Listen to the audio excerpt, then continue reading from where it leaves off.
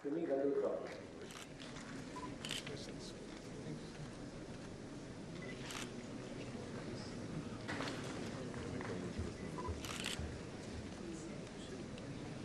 Chopra,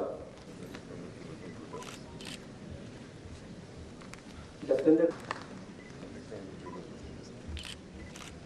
Mir Irfan ul Haq,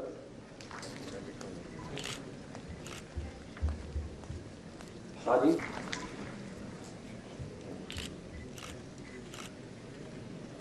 Amit Kumar,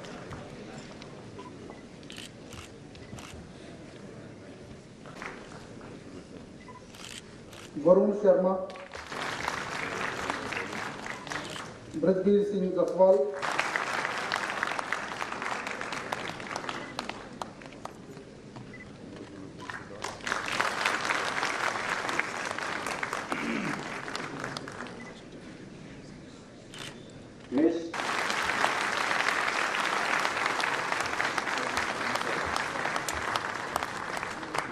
Mr. K.V.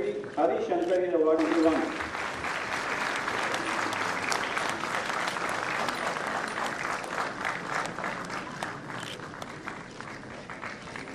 Mr. Shubhra Chandra Gold Medal 2021 and Mr. Gold Medal 2021.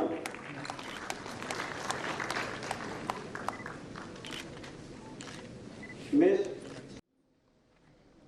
मुझे अत्यंत प्रसन्नता की अनुभूति हो रही है आज के इस कार्यक्रम में उपस्थित होकर। खासतौर से विद्यार्थियों से मैं कहना चाहूंगा कि आज आपकी यात्रा का एक महत्वपूर्ण पड़ाव है। दीक्षांत समारोह एक यात्रा की समाप्ति है और दूसरी यात्रा के शुरू होने का शुभ अवसर है।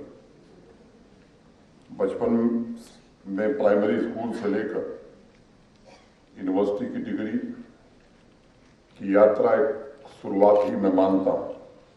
मैं समझता हूं इस शुरुआत के जरिए आप न केवल अपने बल्कि अपने माता पिता, परिवार, शिक्षकों और समाज के स्वप्न को पूरा करने वाले हैं। मैं आप सबको इस अवसर पर बहुत बहुत शुभकामनाएं देता हूं, बधाई देता हूं। जिस दिन किसी यूनिवर्सिटी या किसी कॉलेज में दीक्षांत समारोह होता है उस दिन एक नए समाज के पैदा होने की संभावना जन्म लेती है। दीक्षांत समारोह सिर्फ युवा विद्यार्थियों को डिग्री, मेडल्स, सर्टिफिकेट देने का कार्यक्रम नहीं है। यह अवसर पूरे समाज में राष्ट्र में परिवर्तन तथा राष्ट्र निर्माण में नई ऊर्जा के शामिल होने की घोषणा भी है। पूरे जम्मू कश्मीर में सबसे ज्यादा शक्तिशाली, सबसे ज्यादा सबल और सबसे अमूल्य यदि कोई संपदा है तो वो नई पीढ़ी की ऊर्जा है, नई पीढ़ी की चेतना है, नई पीढ़ी का दृष्टिकोण। यही जम्मू कश्मीर और आत्मनिर्भर भारत के लिए उसकी नई दृष्टि होगी। इस 8वें दीक्षांत समारोह में जिन्हें 1152 युवाओं को डिग्री एवं मेडल दिए गए हैं वो हमारे वर्तमान एवं भविष्य की कड़ी है। मैं मानता हूं जब तक युवा चेतना पूरी क्षमता के साथ राष्ट्र निर्माण में भाग नहीं लेगी तब तक किसी भी राष्ट्र की प्रगति सुनिश्चित नहीं हो सकती।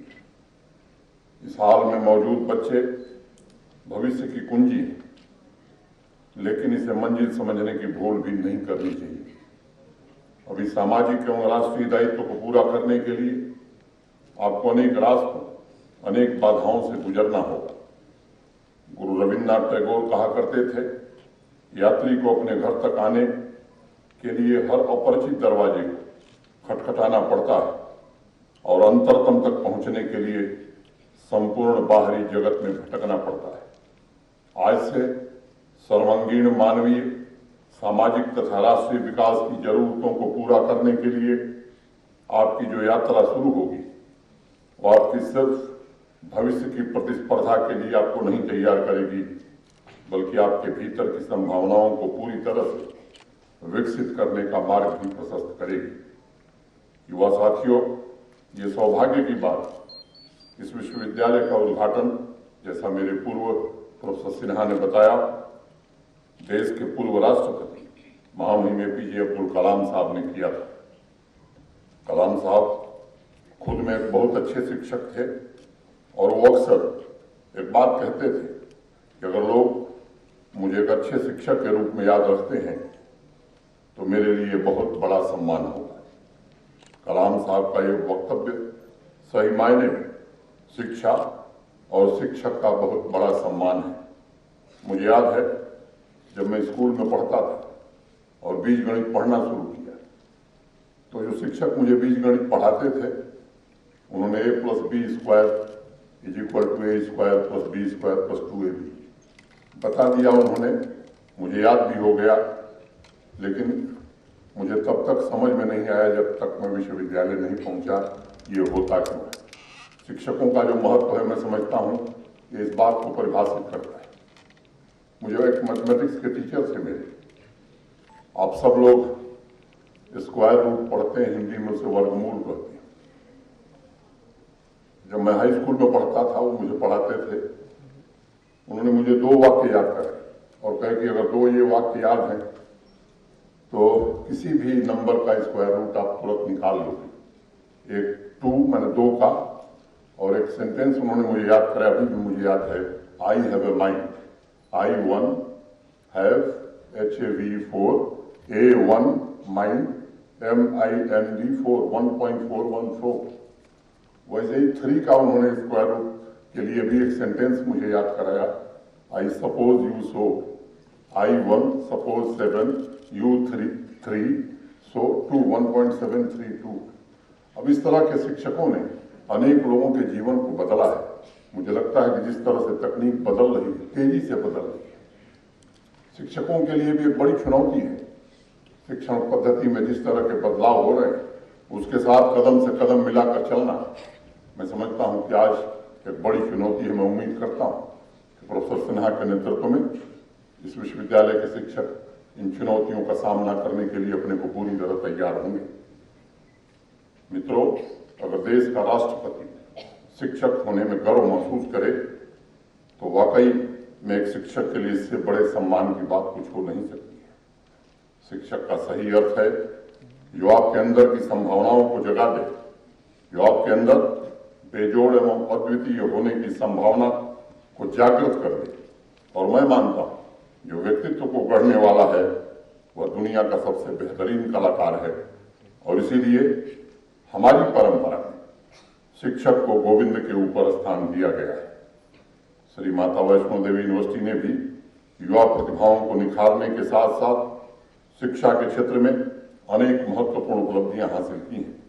मुझे अत्यंत प्रसन्नता है कि 2004 में 54 स्टूडेंट्स, 2 प्रोग्राम और 3 फैकल्टी मेंबर्स के साथ शुरू हुआ इस यूनिवर्सिटी का सफर 2500 से ज्यादा स्टूडेंट्स, 24 प्रोग्राम और 140 से ज्यादा फैकल्टी मेंबर्स तक पहुंच गया।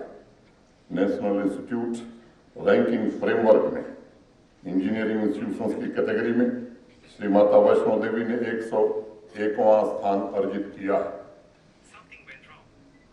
और आर्किटेक्चर की कैटेगरी में पूरे देश में 16वां स्थान प्राप्त किया है। टॉप 125 मैनेजमेंट इंस्टीट्यूशंस में अपना स्थान बनाया है। इस उपलब्धियों से एक नए विश्वास का जन्म हुआ है और मुझे उम्मीद है कि आने वाले वर्षों में इस रैंकिंग में अपेक्षित सुधार हम देख सकेंगे। काशी हिंदू विश्वविद्यालय के संस्थापक एवं महान शिक्षाविद पंडित मदन मोहन मालवीय जी कहा करते थे, कोई भी विश्वविद्यालय तब तक अपना आधा कार्य ही पूरा कर पाएगा जब तक वह अपने विद्यार्थियों के दिलों की ताकत का विकास करने का प्रयास भी उसी उत्सुकता से नहीं करता जितनी उत्सुकता से वह उसकी मानसिक ताकत का विकास करता है। और इसीलिए भारत के वर्तमान प्रधानमंत्री श्रीमान नरेंद्र मोदी जी ने राष्ट्रीय शिक्षा नीति के माध्यम से स्कूलों तथा विश्वविद्यालयों को ऐसे आदर्श शिक्षा केंद्र में विकसित करने का जो संकल्प रखा है, हर एक युवा चेतना को उसकी मौलिकता में स्वीकार कर उसके अंदर की आकांक्षाओं, महत्वाकांक्षाओं को सही राह दिखाई जा सके। राष्ट्रीय शिक्षा नीति पाठ्यक्रम के जरिए शिक्षक, शिक्षा एवं छात्र के बीच ऐसे संबंधों पर बल दिया गया है जो कौशल तथा जीवन मूल्यों दोनों का निर्माण कर सके। एक छोटी कहानी। बेंगलोर में एक हाई स्कूल में बेसिक शिक्षा अधिकारी का अकस्मात दौरा हुआ। वो सोशल साइंस की क्लास में गए तो उन्होंने देखा एक लड़का बेंच पर आराम से पालथी मारकर आंखें बंद करके अध्यापक का लेक्चर सुन रहा था। बेसिक शिक्षा अधिकारी साहब को तो बड़ा गुस्सा आया। उन्होंने क्लास रोककर अध्यापक से कहा कि आप पढ़ा तो रहे हो, लेकिन इस क्लास में तो गजब की अनुशासनहीनता है। आपका एक स्टूडेंट बेंच पर पालथी मारकर आपका लेक्चर सुन रहा है, भला ऐसे में पढ़ाई कैसे हो सकेगी? अध्यापक ने कहा कि नहीं साहब, ये अनुशासनहीनता नहीं है। सभी स्टूडेंट्स के साथ मेरा संबंध और व्यवहार ऐसा है कि वो जैसे चाहे वैसे बैठें, चाहे आंख खुली हो या बंद हो, लेकिन वो मुझे बहुत ध्यान से सुनते हैं। मेरे लिए सबसे बड़ी बात यह है कि मेरे स्टूडेंट्स मुझे ठीक से सुनते हैं। आजकल सुनने वाला स्टूडेंट ढूंढना मुश्किल है। बेसिक शिक्षा अधिकारी ने उस दिन अपनी रिपोर्ट में लिखा कि शिक्षा में नियम नहीं बल्कि विद्यार्थी केंद्र में होना चाहिए, ताकि शिक्षक और स्टूडेंट्स के बीच में मित्रवत संबंध स्थापित हो सके।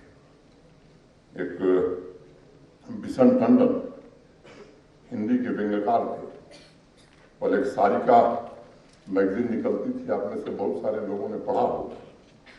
उनकी एक छोटी सी कहानी मैं 2 मिनट में खत्म करूंगा। उन्होंने एक लेख लिखा, जनक का धनुष किसने तोड़ा। मैं विवरण में नहीं जाना चाहता। सरकार बहुत चिंतित हुई कि आखिर देश का विकास किया कैसे जाए। तो जो सामान्यतः आदत है, एक आयोग का गठन किया गया। आयोग के अध्यक्ष और कुछ सदस्य नामित किए गए। पहली बैठक में लोगों ने तय किया कि अगर देश का विकास करना है तो सबसे पहले सुदूर ग्रामीण अंचल के प्राइमरी विद्यालय में जाना चाहिए। अध्यक्ष जी ने कोई विद्यालय खोजा सुदूर ग्रामीण अंचल में। मुझे लगता है ठंड का मौसम था। जब पहुंचे तो प्रधानाध्यापक जी चारपाई पर आराम से धूप का आनंद ले रहे थे। पहुंचने के बाद उन्होंने बताया कि मैं भारत सरकार ने जो आयोग गठित किया है उसका मैं अध्यक्ष हूं। प्रधानाचार्य महोदय ने कहा कि मेरे विद्यालय का पठन पाठन काफी अच्छा है, अनुशासन में बहुत उच्च कोटि का है। चलिए आपको अपने विद्यालय की सबसे ऊंची दर्जा कक्षा 5 में ले चलता हूं। वहां लेके गए तो जो अध्यापक पढ़ा रहे थे, सीता विवाह का प्रसंग पढ़ाया जा रहा था। अध्यक्ष ने पूछा एक विद्यार्थी से कि जनक का धनुष किसने तोड़ा। उसने कहा मैंने नहीं तोड़ा। दूसरे से पूछा किसने तोड़ा। उसने कहा मैंने नहीं तोड़ा। बारी बारी से सारे विद्यार्थियों ने यही जवाब दिया कि जनक का धनुष मैंने नहीं तोड़ा। जो अध्यापक पढ़ा रहे थे उनसे पूछा गया। उन्होंने कहा कि मैं 13 साल से अध्यापक हूँ, कोई जनक का धनुष इस विद्यालय में नहीं था, मैं नहीं जानता जनक का धनुष किसने तोड़ा। प्रधानाध्यापक महोदय से पूछा गया, उनका साहब मैं 15 साल से जब से हूँ कोई जनक का धनुष नहीं। संयोग की बात है कि पूर्व प्रधानाध्यापक महोदय उसी गांव के रहने वाले थे, सेवानिवृत्त हो गए तो उनको बुलाया गया। उन्होंने कहा साहब 32 साल सेवा किया, 32 साल में कोई जनक का धनुष नहीं था। आगे दूसरी कहानी है, मैं उसको पूरा करूंगा, समय ज्यादा लगेगा, लेकिन मैं आग्रह करूंगा कि जरा अगर आपको समय मिले, उपलब्ध है ये, आप पढ़ सकते हैं। राष्ट्रीय शिक्षा नीति इस बात पर बल देती है कि नियमों के बजाय स्टूडेंट्स की सजगता पर ध्यान दिया जाए। सिलेबस की सीमाएं बांधने की बजाय उनके वैश्विक तथा वैज्ञानिक दृष्टिकोण को तराशा जाए, ताकि वो सिर्फ किताबी ज्ञान ही न अर्जित करें बल्कि नए स्किल भी सीख सकें। अमेरिका का नेब्रास्का पूरे विश्व में एकमात्र ऐसा राज्य है जहां कॉलेज से निकले युवाओं में बेरोजगारी दर सबसे कम है। वहां उनके कॉलेज की रैंकिंग में सिर्फ 2 पैमाने, क्वालिटी एंड अपॉर्चुनिटी। अगर हमारी शिक्षा व्यवस्था सिर्फ इन 2 पहलुओं पर ध्यान केंद्रित करे तो विद्यार्थी के अंदर स्वतंत्र विचार, नए स्किल्स सीखने की ललक पैदा होगी। ये बड़ा स्वाभाविक लगता है। मुझे प्रसिद्ध वैज्ञानिक भारत रत्न CNR राव का वो स्टेटमेंट इस मायने में बहुत सटीक लगता है। उन्होंने कुछ वर्ष पूर्व कहा था कि हम नए इंफ्रास्ट्रक्चर खड़े करते हैं, हाईटेक क्लासरूम बनाते हैं, लेकिन उस हाईटेक क्लासरूम में जो पढ़ा रहे हैं उसमें सुधार की प्रक्रिया हमारी बहुत धीमी है। और इसलिए मेरा मानना है और मेरा अनुरोध है, सामान्य तौर पर सुविधाओं की मांग का कोई अंत नहीं है, लेकिन क्लासरूम में हम जो पढ़ाते हैं उसका उद्देश्य स्पष्ट है कि स्टूडेंट्स को एक मजबूत नींव प्रदान करते हुए भविष्य के लिए उन्हें तैयार करना है। जो अंडर ग्रेजुएट हैं उन्हें पोस्ट ग्रेजुएशन या कॉम्पिटिटिव एग्जाम के लिए तैयार करना है। जो कैंपस के बाहर कदम रखने वाले हैं उन्हें जॉब्स की चुनौतियों से निपटने में समर्थ बनाना है। और मैं मानता हूं high skill, high demand, high wage, इन तीन बातों को ध्यान में रख करके अगर हम विद्यार्थियों को संघर्ष के लिए तैयार करते हैं तो वो किसी भी बड़ी चुनौती का सामना कर पाएंगे। स्वामी विवेकानंद जी कहा करते थे, जो शिक्षा जीवन के संघर्ष के लिए जनसमूह को तैयार करने में मदद नहीं करती, जो चरित्र की शक्ति, परोपकार की भावना और सिंह जैसा साहस पैदा नहीं करती, उसे शिक्षा कहने का क्या फायदा है। स्वामी विवेकानंद जी का ये वक्तव्य अपने आप में बहुत बड़ा संदेश है कि अब शिक्षण संस्थानों को भविष्य की तैयारी और अधिक तत्परता से करनी होगी और उनका लक्ष्य विश्व स्तरीय शोध और इनोवेशन होना चाहिए। राष्ट्रीय शिक्षा नीति ने इसलिए हायर एजुकेशन में मल्टीपल एंट्री एवं एग्जिट की व्यवस्था की है। रटे रटाए विषयों की जगह वैज्ञानिक सोच, ज्ञान और योग्यता पर बल दिया गया है। मैं कुछ आंकड़े देख रहा था। ऑल इंडिया हायर एजुकेशन सर्वे 1920 के मुताबिक हायर एजुकेशन में टोटल एनरोलमेंट करीब 3.85 करोड़ था। 18-19 से इसमें लगभग 3% की वृद्धि हुई, यानी एक साल के भीतर करीब 11.36 लाख विद्यार्थी हायर एजुकेशन में बढ़े। इस सर्वे में देश की 1019 यूनिवर्सिटीज ने भाग लिया था और उसमें बड़े स्पष्ट तौर पर यह निष्कर्ष निकाला गया था कि इंजीनियरिंग की डिसिप्लिन में नेगेटिव ग्रोथ हुई है, जबकि मेडिकल साइंस में 51.1% की बढ़ोतरी हुई है। आर्ट में 0.4% इनरोलमेंट ग्रोथ रजिस्टर किया गया है, साइंस में 13.5% और कॉमर्स में 8.5% इनरोलमेंट ग्रोथ रजिस्टर की गई है, जबकि आईटी और कंप्यूटर साइंस में इनरोलमेंट में 4.2% ग्रोथ रजिस्टर की गई है। ये आंकड़े बदलते रहते हैं। एनरोलमेंट कम होने या निगेटिव ग्रोथ का अर्थ कदापि ये नहीं निकाला जाना चाहिए कि इंजीनियरिंग पढ़ने वाले विद्यार्थी नहीं हैं, स्टूडेंट्स हैं और वो दूसरे ऑप्शन भी तलाश रहे हैं।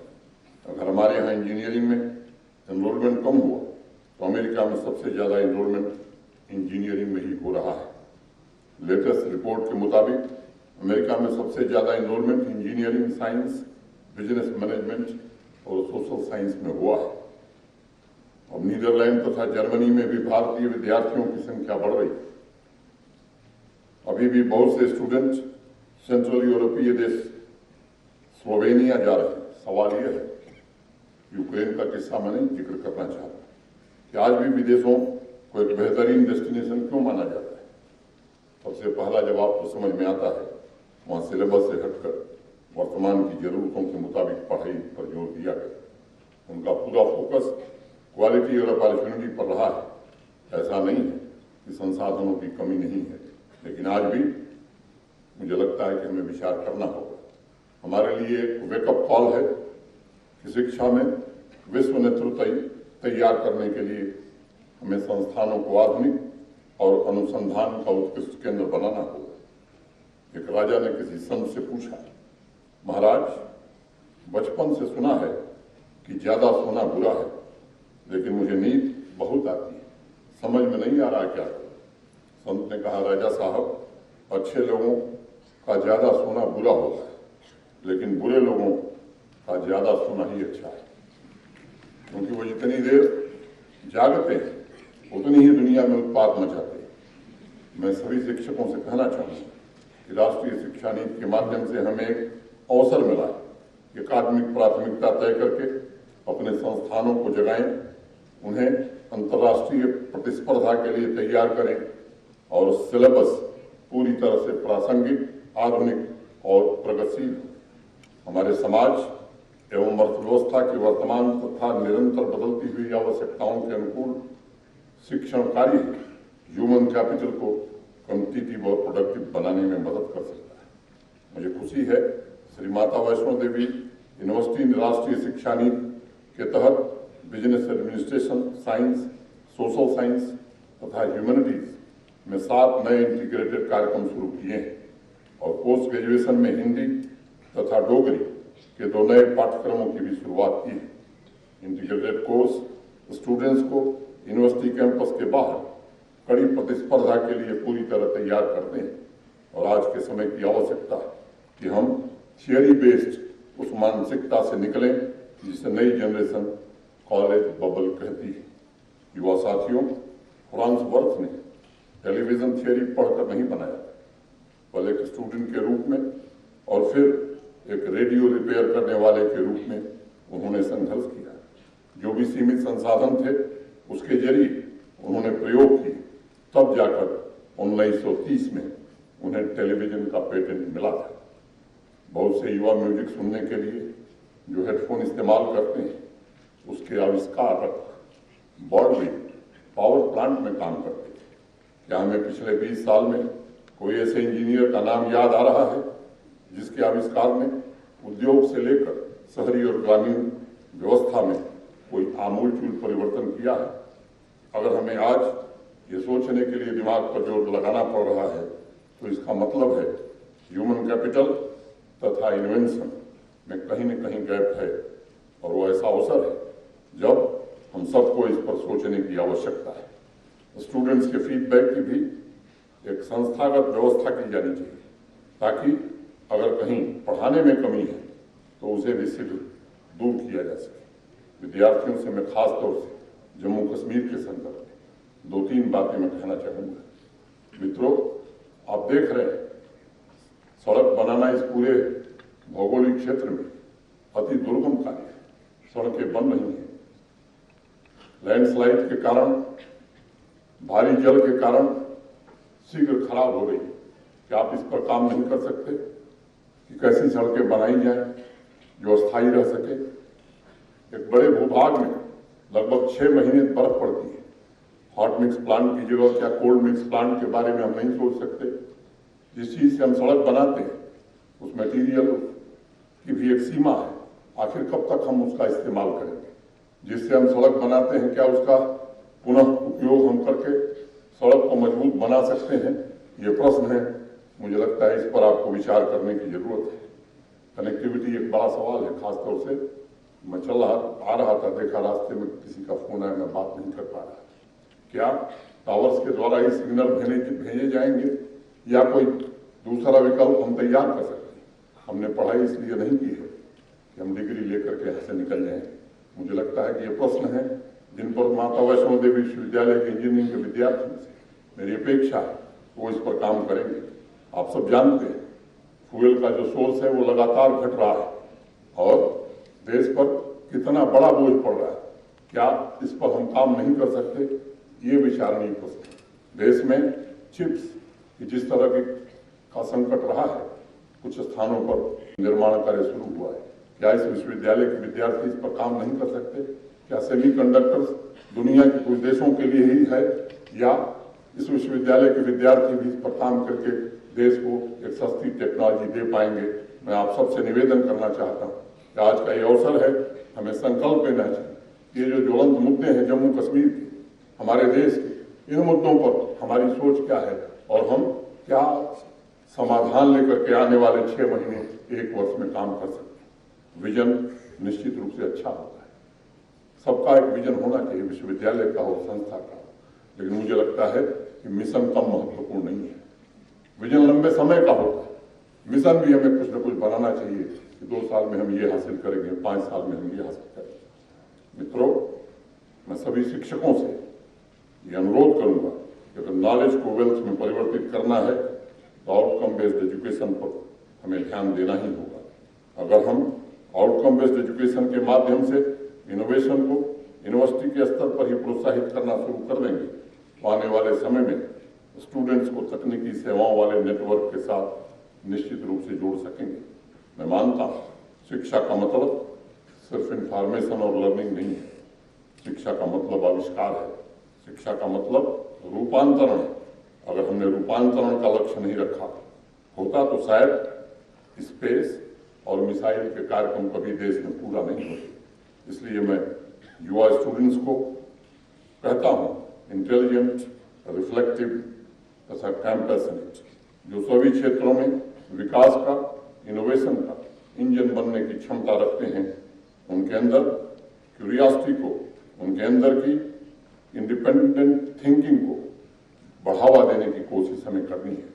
और अंत में एक बात मैं सभी विद्यार्थियों से कहना चाहूंगा, education is not about the race to come first, but education is about achieving the highest peak of values in life. समाज एवं राष्ट्र को आपसे बहुत सारी उम्मीदें हैं, अपेक्षाएं। अपने सामाजिक मूल्यों के साथ राष्ट्र निर्माण का संकल्प तथा आसपास बदलाव का प्रयास करना, मैं समझता हूँ असल शिक्षा का मतलब यही है। मित्रों, मैं माननीय कुलपति जी को, उनके साथ इस विश्वविद्यालय में सभी प्राध्यापकों हृदय से बधाई देना चाहता हूँ। कम समय में इस विश्वविद्यालय ने जो एक लंबी यात्रा की है, निश्चित रूप से वो सराहनीय है।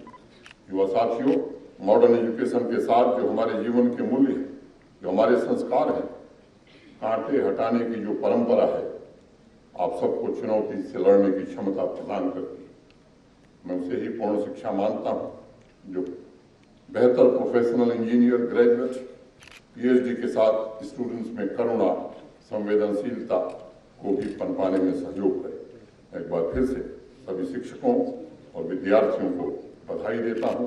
उम्मीद करता हूं इस प्रतिष्ठित विश्वविद्यालय में प्राप्त प्रशिक्षण और शिक्षा से आपको भविष्य की चुनौतियों का सामना करने का संबल मिलेगा तथा राष्ट्र की प्रगति और समृद्धि में अपना योगदान देंगे। मैं मां वैष्णो देवी से आप सभी के उज्जवल भविष्य की प्रार्थना करता हूं। धन्यवाद। जय हिंद, जय भारत।